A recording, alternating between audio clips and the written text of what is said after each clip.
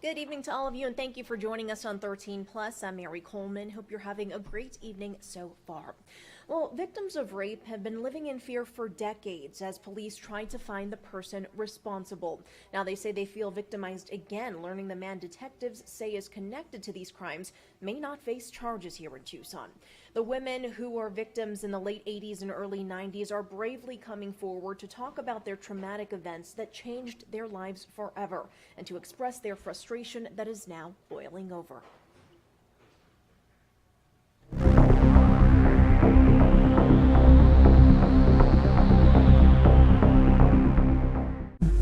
It was like the day before school started, basically.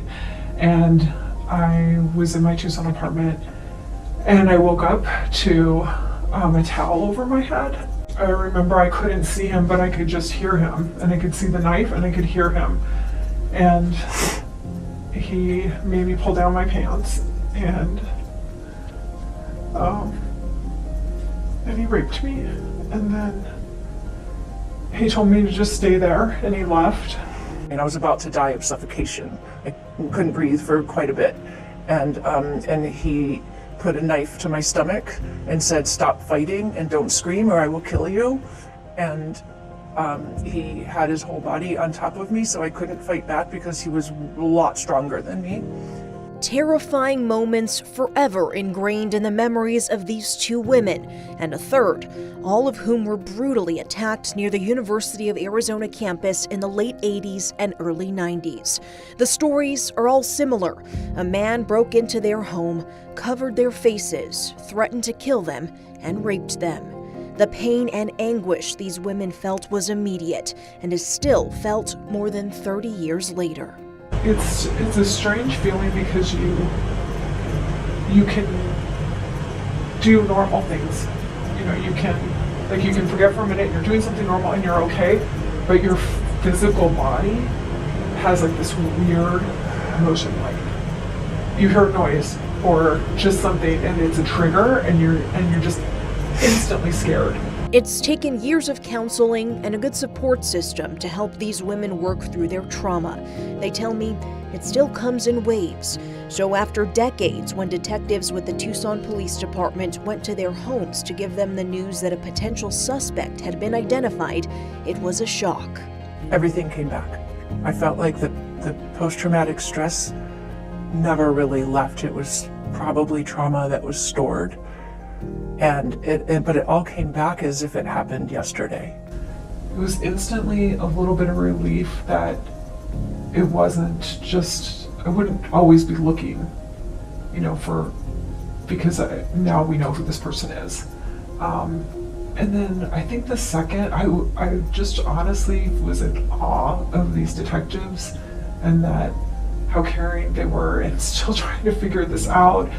But that relief was short-lived. They were informed that because of the statute of limitations at the time of their rapes, just 7 years, the man connected to the crimes by DNA may not be charged.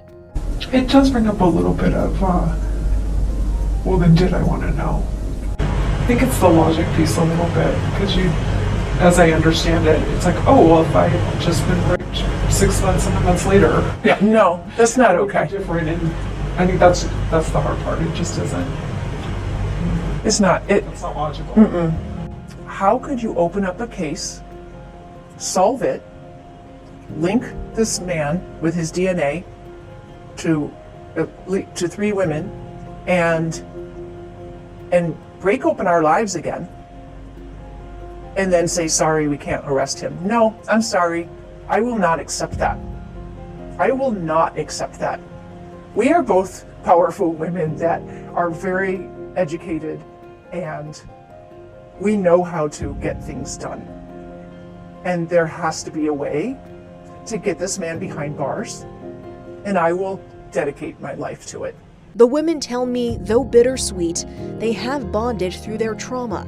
They tell me they are going to use their experiences as a way to push for change and advocate for other victims. I was determined even at that time. I knew this again won't destroy me and someday I will help someone, and I didn't know like who or where or how, but I knew like It's okay, someday I'm gonna help someone. And the women hope their stories resonate with others, especially any other victims out there who have yet to come forward. Justice needs to be served. He has gotten away with living a life for 35 years, and he caused so much trauma to us and turned our lives around in directions that they didn't need to go.